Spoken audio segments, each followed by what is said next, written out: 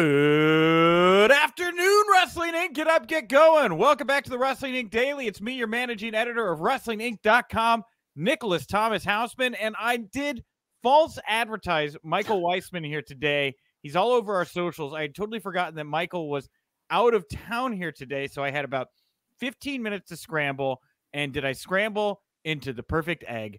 I don't know if that's a good joke or not. I don't even know if that was a joke. I just thought scrambled and I thought eggs. Either way, here he is, our good friend, former WWE referee, Jimmy Corderas. Jimmy, welcome back to the Wrestling Inc. Daily. Well, thanks for having me back. And you know what? I will say that is a great analogy. As someone who Edge kind of refers to as the best at bad jokes, okay, I will give that an A+.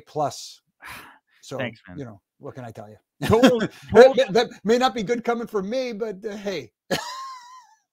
Myself the Barry Horowitz pat on the back. There you go. I feel good about it. I feel good. There's good energy in the room here today. Jimmy, it has been a while since we've had you on the show to talk about the news with me. And man, there's some really, really big news going on in the world of professional wrestling. I think I probably maybe, I love you, Michael Wiseman, but may have lucked out here today getting to talk about some of this stuff because I don't know what it is. We have done I guess I know what it is, but we have done record traffic the last, like, I'd say 8 days, you know, ever since I guess less than a week, then maybe not even 8, ever since the Naomi and Sasha stuff happened.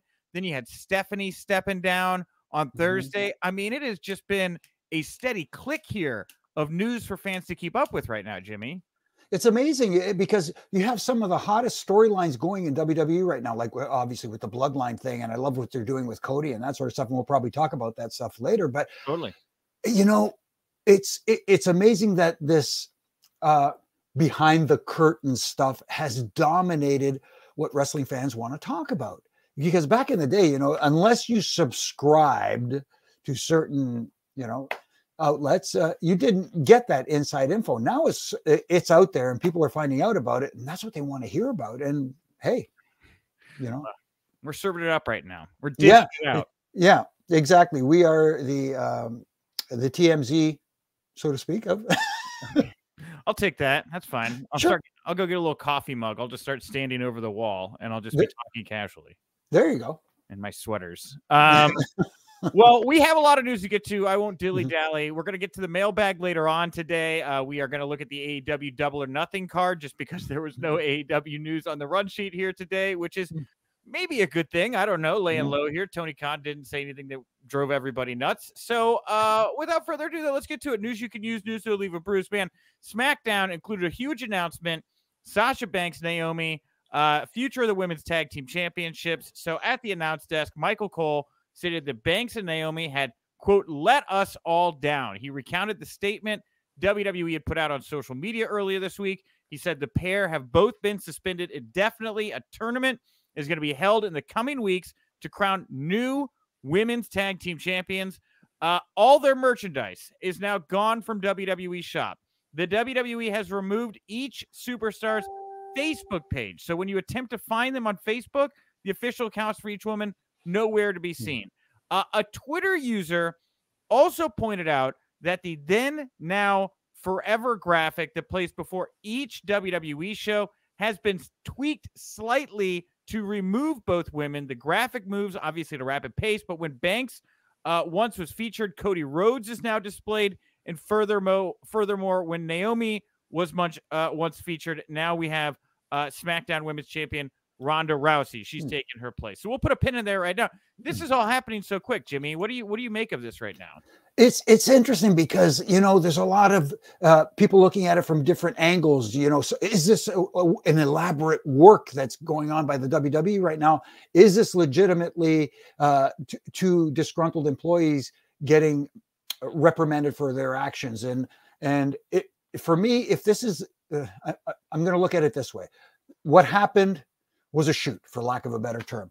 And they were not happy. They did what they did and they walked out. I'm not a big fan of that. And I understand being unhappy. And I understand, you know, you want things to change and you want things to be better. Whatever their argument is, they felt like they were being disrespected. At the same time, the timing of it was not professional to me. I didn't like them walking out and leaving them high and dry at the same time. You could have gone out there, performed your duty, and after you were done, say, listen, we're not going to go any further with this.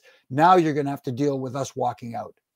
Yeah. You know, again, it's the timing of it that doesn't sit well with me. Well, before we get to kind of back into some of the Twitter stuff, the timing is going to be interesting here because according to the Wrestling Observer, WWE reportedly has the option of freezing both Sasha Banks and Naomi's contracts while they are suspended by the company because they are opting not to work. So we've heard reports that Naomi and possibly Sasha's contract, but definitely Naomi, it sounds like her contract is up in like 2 months, right? Or was, because if she'd have just gone out and done whatever, right? Let Sasha leave, let Sasha do her business. She just had 8 more weeks of tapings to go, and then she can kind of just choose her own adventure from there. Now it sounds like she might be in a situation where they're going to stop the clock, and until these women come back to work and push through, they're not going to be able to do anything. They're just going to have to be in this weird purgatory, right? I don't know. Do you get paid when your contract is frozen like that? I don't know. Every contract is different. I can't speak to that because my contract was completely different when I was there. And the wording and that sort of stuff, because mine was kind of double duty. Not only as a referee, but also as part of the crew. So it was kind of different. But if that is the case where they do not get paid during that time, oh man, that's going to be tough. And I know a lot of people out there are going to say, listen, during this time, if they were to go back and finish out their contracts of 2 months or whatever is remaining, oh my goodness, they're going to bury them. They're going to, do their best to make them look as bad as possible. You know what? In today's day and age, that might actually help them. Wherever they move to the next, people will feel sympathy for them and look forward to them going somewhere else and performing to their potential, if as weird as that may sound. I'll never forget when Jon Moxley, Dean Ambrose, was leaving WWE. The last 8 weeks of his booking on TV were like the weirdest 8 weeks of, because they couldn't decide if they wanted to like bury him or try to end on good terms. It was like 1 week he was like losing to EC3, and I think that did happen. He lost EC3, and then he beat EC3, and you were like, okay, what's going on with this guy? Right. So it's not a surefire thing that they get buried. I think you're absolutely right about that. Yeah, it's a weird dynamic now because especially with the hardcore diehard fans who look at that sort of stuff, to them it could be playing right into their wheelhouse. Well, I see MCASP here in the chat room saying no one comparing Naomi and Sasha to the outsiders. Sasha is gone, but I think Naomi will come back. But like, do you see value for them? I mean, there's value obviously for them over at AEW, but do you think that these two in kind of the situation they're at right now, if they were all able to break free and get over there, could they be a big game changer for that company? I mean, we see a lot of big female or a lot of big male names jump to AEW. Haven't seen like that Lita type figure make that leap quite yet. I don't think to AEW.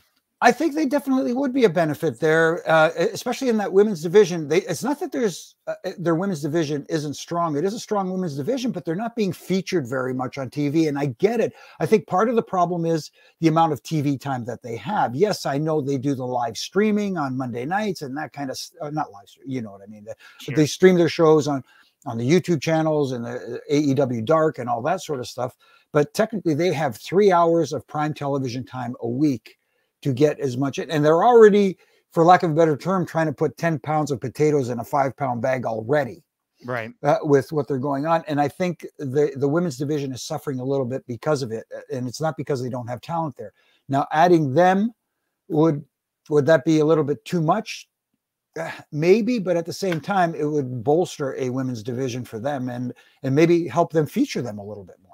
Yeah, that's the thing is you certainly have to move the spotlight over the women's division a little bit more if those two came in, especially, no discredit to Naomi, but Sasha Banks, I mean, all the Star Wars stuff she's doing and all that. I mean, she's doing some things right now. And Snoop Dogg, right? He put the Instagram post out.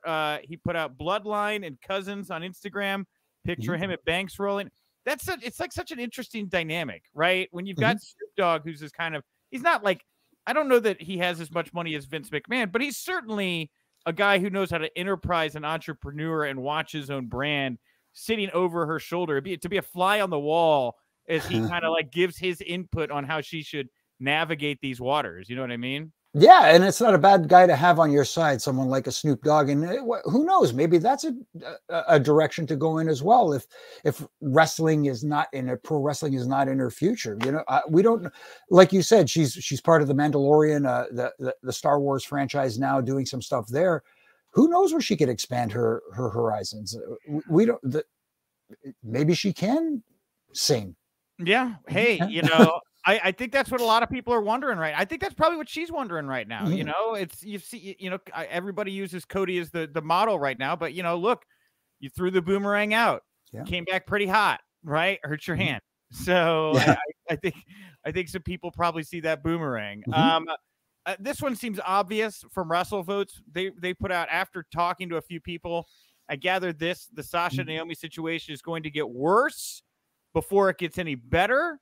And while the majority of the support online is in their favor, it's quite the opposite with management. Do you think WWE, I mean, we don't know all the facts yet, which is very interesting, right? Like, we don't know what Sasha and Naomi might say, and we kind of have an idea, I think, of what WWE wants to say. Do you think that they're setting the table for themselves to kind of win this PR battle here right now? It's going to be tough to win a PR battle when your audience is already looking for a reason to be upset with you. And that's the problem with WWE right now, is some of that audience out there is looking to point a finger at WWE and blame them. But we have, like you said, we have to remember there's two sides to every story. And sometimes when you're telling your story, you tend to embellish. And WWE would do it from a business standpoint. And also the young ladies here who are at the center of this whole controversy will do their best to paint themselves in a better light as well. So it's tough to say what is extremely accurate. I'm sure for the most part they are being accurate, but at the same time, like I said, sometimes you tend to over accentuate exactly what happened. Yeah, well, CM Punk, he seems to be taking sides on Twitter. He tweeted out, "Doesn't matter if your opinion of your coworker is positive or negative, stand by them, because they'll do the same thing to you and you'll wish someone helped. Trust me, you're expendable. Together, you're unstoppable." How do you feel about Punk's input here on the situation? I get his point of view, but at the same time, here's a talent that had an issue with the company you're talking about, the WWE. So is it a little biased? Maybe so, but at the same time, he does have a point. You guys are in this together. You should be looking after and watching each other's backs. But at the same time, do you look after someone else's back at the detriment of yourself? It's a tough call to make, but but that's Punk. Punk has been controversial over the years, and there have been people he enjoyed working with and people he didn't like working with. Yeah. So it's trying to pick sides on this one. Like I said, I unless you know the actual story, Yeah. Well, Punk getting it. I don't know. Punk is just he seems to see an opening here to really pick at a wound, right? And he's trying to get something. It's not quite let's full on rah unionize. It's like something a little less than. But he certainly seems to be like gatekeeping who is in the right and wrong in regards to how they are or not supporting these women. I felt bad for Matt Cardona. I really did. I like Matt, I thought Punk went after him pretty hard. I don't know what was going on there. I thought Matt was just trying to be like, yeah, I wish I'd have stood up for myself. And Punk's like, well, whatever. Yeah, just like you said, Matt's a good dude, and and he's also acts professionally. Let's put it that way. And I don't want to say that Punk is acting unprofessional, but he picks his spots. I really, I know that wasn't a work, but I kind of was like, in that fleeting moment, I was like, man, a Cardona Punk promo program would actually probably be pretty good right now. Like, these two, I think, would probably do some pretty good business together in this moment. Yeah, I don't disagree with that. That's for sure. Well, Naomi has since deleted all references to WWE from her Twitter bio, which brings me to the other big SmackDown item, is that her husband now holds even more gold as the Usos defeated RK Bro to become the Unified Tag Team Champions. The Observer saying the only thing that was set in stone for this match was the post-match beatdown from the Bloodline in terms of who was actually going to walk away with both sets of the titles. WWE apparently went back and forth on it, with Vince McMahon himself making the final call, as the chairman felt the match, because they had promoted it so heavily, they needed to commit to a winner and actually unifying these titles. And I was impressed they actually went through with it. I am too. Sorry to cut you off there. No. I am totally impressed that they went with it too. I like the idea of having a unified championship. I know a lot of people are saying, no, well, Raw needs their own identity and SmackDown needs their own identity. And that's what you can do, hopefully, with the US and Intercontinental Championships. But it just seems like they are an afterthought at this moment, because so much, attention has been put on unifying the titles. And I get that. But at the same time, there's another audience out there who says, well, you should have a SmackDown tag team champion and a Raw tag team champion, and same with the main titles and stuff like that. But I look at the NFL, the NFL, AFC plays NFC during the regular season as well. So you can have that. I like the idea of having the unified championships. I just wish that they would concentrate more on elevating the secondary titles, so to speak, because back in the day, the IC title was the workhorse championship. It is something how all the gold is piled up over on SmackDown Superstars. The singles and tag gold is over there. And yeah, I agree. Great chance to right now, elevate your secondary titles. But I just wonder, does it make the Bloodline an act that goes back and forth all the time? Like, does that help them? Does that help SmackDown? Does that take away from SmackDown? What does it say about Raw? I don't know. Maybe overthinking it. I don't know. I like the idea of having a unified, and then the champion showing up on both shows. And they don't have to show up on both shows every week. That's the thing. You don't need your world heavyweight champion to show up every week. I mean, it's nice. Sure. But it's not 100% necessary in my opinion. Again, looking back at elevating those other championships. And I think, too, if the Usos had not won and unified these tag titles, considering the tie-in with Naomi, right? Like, it sends its own kind of signal, I think, that they were willing to put the titles on the Usos, despite what was going on with Naomi, as kind of a like maybe a wink and a nudge. Like, we could still do business, even if like there's like emotional tensions behind the scenes. I thought it was its own kind of thing. This little King's move they had there, putting the title on the Usos. Yeah, and I'm sure there's a segment of the audience out there saying it's just nothing more than a public relations move to prove us all wrong. Sure. Well, the thing I like about this the most is I was ready for RK Bro to come to an end. I mean, the titles are no longer on them.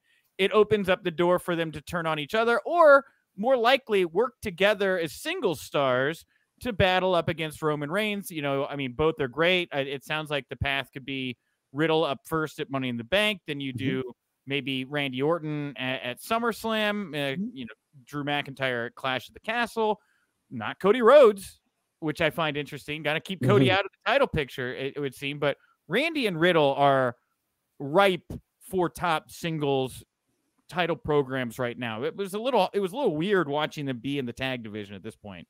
No, it was fun watching him be in the tag division, because you could tell that they were having fun as well. You fed off that energy, but at the same time, you're right. The seeds are definitely planted and there for them to go into singles matches, like you said, possibly against Roman Reigns at different times. Yeah. And as far as the Cody situation goes, I like the fact that they're taking time with this. I love the story being told. Cody talking about the reason he is back. He wants to win this championship to honor his father, the late great Dusty Rhodes. I think that is a great story being told, and take your time with it. Sometimes we want to see it happen quickly, but at other times I want to hear the story being told. Maybe he gets sidetracked every once in a while, like right now with the Miz. Yeah. And then, he's ready to push forward towards Roman, and gets, sidebarred again, or so on. Well, and I'll throw this in while we're talking about the Anawahis and Cody and Roman and everything. The Observer saying that The Rock is going to have 0 movie commitments in the first quarter of 2023.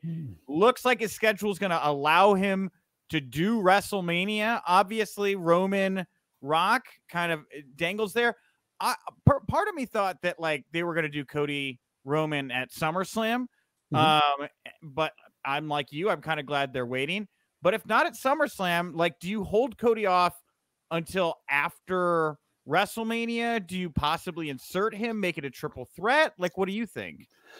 It's interesting because, yes, like I said, take time with this story of Cody being told, but is waiting till next year's WrestleMania taking it too long, or after that WrestleMania too long? I mean, obviously, it sounds like WrestleMania would be a perfect time for Cody to do that, in memory of of Dusty Rhodes. But at the same time, when you have a match as big as The Rock versus Roman right now, that could headline WrestleMania without the title being on the line.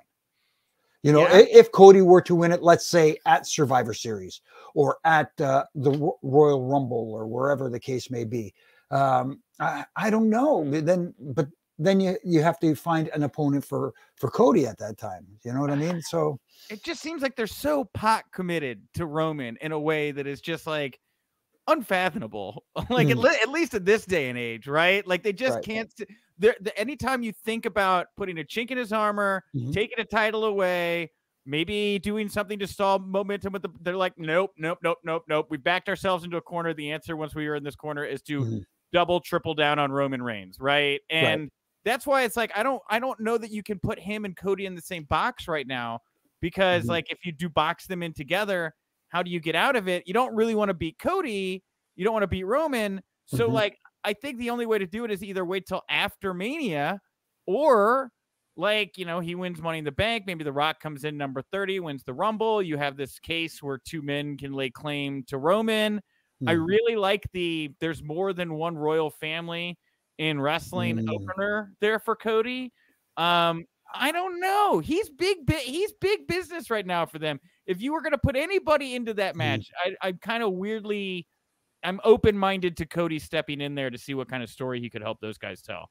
Yeah, it's very interesting. And I like what you said there about, more than one royal family. Like, who is the royal family of pro wrestling? Is it the bloodline, or is it the Rhodes family?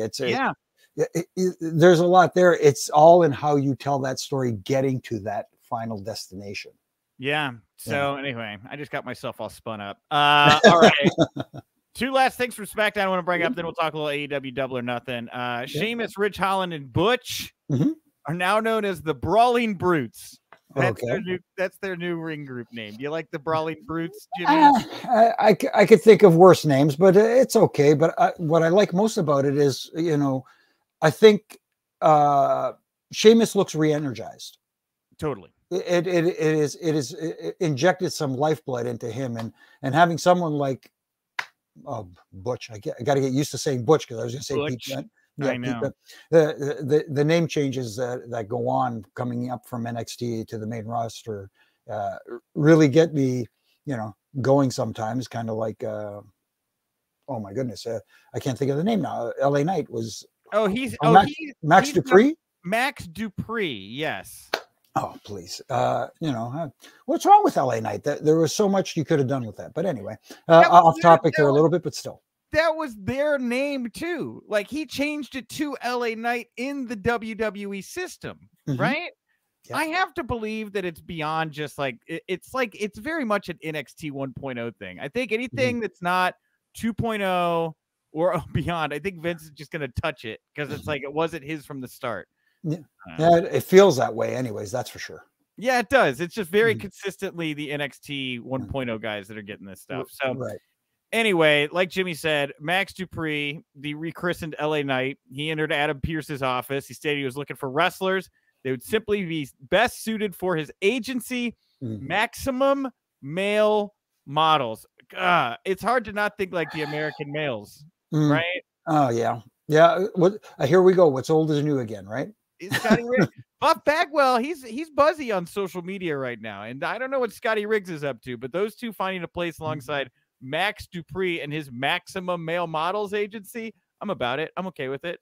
Yeah, it'd be interesting to see him pop up on television one week and then have Max Dupree kind of give him the old, nah, you guys are a little over the hill for what we're looking for, or something like that. I don't know, just to get garner some heat. Yeah. Yeah. All right, Jimmy. Well, I want to thank you for joining me here to talk all the wrestling news of the day. I want to thank everybody out there for tuning in. Everybody. Kevin H. Kellum, my good friend here from Chicago, comedian saying American Mills. I guess big pop from Kevin. Hey, Kev, thanks for jumping in. And he also loves to hear Jimmy's take as well. Well, thank you very much, Kevin, and very much appreciated. Go support Kevin Kellum. He's over at Sports Kita. Great guy. There you go. At Wink Daily, WINC Daily. That's the account to follow if you want to vote in our daily poll. Today's poll question is about AEW Double or Nothing. What match are you most looking forward to? Is it the Page versus Punk main event for the title? Is it the Anarchy in the Arena 10-man of match? Is it Thunder Rosa versus Deeb? And then we had a fair amount of write-ins for MJF Wardlow. We also had Hardy Bucks getting some write-ins here. The Owen Hart finals got some write-ins. A lot of MJF Wardlow write-ins, so I guess that's the one I was dumb enough to leave off this time. Is there any one thing that you're like particularly teed up about? Yeah, it is the MJF Wardlow, because I feel like that one they're doing right. And don't get me wrong, it's not that I'm not interested in any of the other matches. I just don't think they have been portraying Hangman Page in the best light lately. It just, I think Wardlow, they're doing it right with him. I think MJF speaks for itself. This guy outside of Long Island gets heat like nobody's business, but and even the women's match, the Thunder Rosa match, it is a stacked card. It should be very, very entertaining. The finals of the Owen Hart tournament too, as well. And today being, the sad anniversary day, I hate to bring it. Yeah, I didn't want to bring it up, but I'm, like I said, MJF Wardlow is, I think for me personally, the match I'm most looking forward. I am looking forward to the Bucks and the Hardys, old school versus new school. Yeah, for sure. And they're bringing it back. Like these teams have worked together before. It was like 3-4 years ago at this point. So they've got a good chemistry together. And totally with you on MJF Wardlow.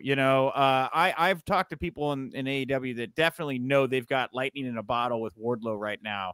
And this is full speed ahead. I fully anticipate him beating MJF. But that's going to leave MJF on the losing side of a dog collar match. He's going to be on the losing side of an MJF or Wardlow program here. Where do you think that, with all the rumors of him and his contract coming up next year, where do you think this leaves MJF on the other side of these big programs and then big losses? Well, MJF is someone right now who doesn't get hurt by a loss like this. I don't think right now. I think he is good enough to generate that heat back and gain that heat back. It's just a matter of, like you said, where does his contract status? Where is he leaning? And I know it's become very public out there that he, has there been, some reaching out to other entities to find out if there is interest there? Maybe there has, maybe there hasn't. Maybe this is an elaborate, ploy by him. I don't know what is going on, but at the same time, here's a guy who at a very young age can almost write his own ticket at this point. Do you think he works as well in WWE as he would in AEW? I'm not saying he wouldn't work in WWE, but there's a certain edge and energy that he's allowed to kind of riff on in AEW that I just don't know. I don't know that it exists in WWE. Like Cody's going in and being Cody, like happy, plucky Cody, right? He's not trying to. He was totally open to kind of softening the edges, I think, to what he was doing in AEW. I don't know that works as well for an MJF. I could be wrong about that. No, you have a great point here. There will be some limitations placed on him, possibly some restrictions. Obviously, in WWE, you get some input into what you want to say out there, but you don't get free reign. And the moment you cross that line is when you get back to gorilla and you get that with the glasses down the end of the nose, and then you get the stern talking to. So it will be a little more challenging, I think, for him, but he is so good and gets it. I don't think there would be a problem for him to adjust. All right. Fair enough. Yeah. I'm not saying he wouldn't work at WWE, but it is still like, he's not 6 foot, right? Like there's a certain kind of edge and venom he has. It's a little too poisonous than maybe what WWE would allow these days. So I don't know. No, but also you got to remember that in AEW, he's catering to an audience that is very hardcore, very bought in and that sort of thing. WWE's audience, they're looking at a more broader audience and it may work being slightly different over there than he is in AEW. Well, as much as we talked about MJF and Wardlow, 70% of the vote went to CM Punk versus Hangman Page. But we got the betting odds here today. Everybody just seems to be convinced Punk is leaving with the title on Sunday night, Jimmy. Yeah, that's interesting because, you know, that goes to my point that I don't think that the fans feel that Adam Hangman Page has been portrayed as champion the way he should be. It should have been more dominating, more I don't know. It just didn't feel, he didn't feel like a world champion. And even when he came out and cut promos, it lacked something. He didn't draw me in. There was just something missing there. The problem was he let the point where they should put the title on him was months earlier, and he left. And then Bryan came in, Cole came in, Punk came in, and by the time Page was back, people had already kind of been distracted and weren't there for him the same way they were before he left, which was for all the right reasons. Go be a dad. I understand that. Your wife is pregnant. Good man. But just the reality of the situation is there were just other things that had happened while he was away that I think took fans' attention, and they just weren't there exactly the same way, you know? No, totally agree with that. Totally agree with that. And again, it's incumbent upon both creative, for lack of a better term, and Adam Page himself to get people invested in him again. Yeah. And totally. And on both ends, I just didn't see it happen. All right, everybody, we're going to put a pin in it there for today. Jimmy, you jumped in last second here to do this, and you're not done today. You're pulling double duty. You're going to be back here tonight on the Wrestling League podcast after WWE Raw tonight, correct? Yeah, I'll be joining Raj and Justin Labar, and it'll be RJJ or JRJ or JJR, whatever you want to refer to us as. We'll be here right where we are right now. And we will be talking Monday Night Raw and some other stuff as well. Double JR, right? Double JR. I like that. Put it out there. Just put it out there. It's a combo of Jeff Jarrett and Jim Ross. There you go. That's what people will probably read into it, but it's Justin, Jimmy, and Raj. Okay. Double JR, and you're all wearing cowboy hats. And I got to go find mine now. I feel it. I have one. I have one, actually. Of course you do. You're a proud Canadian. Yeah, and not from Calgary, Alberta, Canada, because you have to pronounce everything. You have to city, province, and country when you announce that. Yeah. Okay. Got it. Wonderful. Well, come back here tomorrow. The Wrestling Inc. Daily. We're on all the podcast platforms, and of course, support WrestlingInc.com or all the socials. Jimmy, what do you want to put over here before we wrap it up today? No, just like he said, we'll be on after Raw tonight with myself, Justin, and Raj, and you can catch me every day doing my daily ref and rants on all my social media platforms, at Jimmy Corderas on Twitter, at Real Jimmy Corderas on Instagram, and wherever else you can find it, where I just have a little fun critiquing and nitpicking little things. And I know I get a lot of heat for it sometimes. The Canadian heat magnet over here, I guess. The Canadian heat magnet, he says. Yeah. Yes. Oh, that's a shirt. Yeah, ProWrestlingTees.com, where you can get a Ref and Rant t-shirt there as well. See, set you up. I'm at Nick_Hausman over on Twitter. Thank you all so much for tuning in. I'll talk to you tomorrow. And remember, if you winked, you didn't miss it.